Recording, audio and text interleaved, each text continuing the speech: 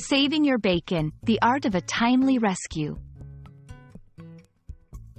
Hello, everyone. Today, we're diving into an intriguing English idiom, save someone's bacon. This phrase is not only colorful but also packs a punch in conveying the idea of rescue or assistance.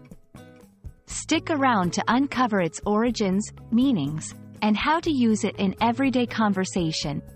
Let's get started and learn something new together.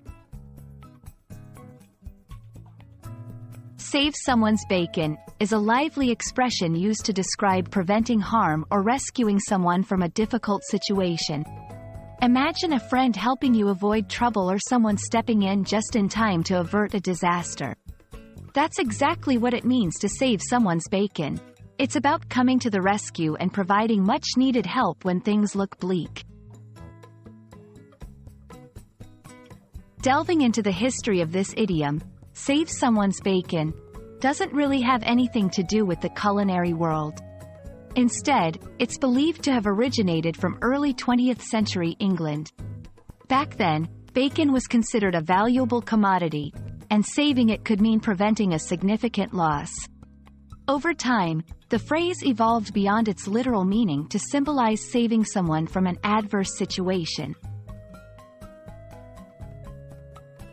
Using "save someone's bacon" in conversation is a fantastic way to add flair and express gratitude or relief.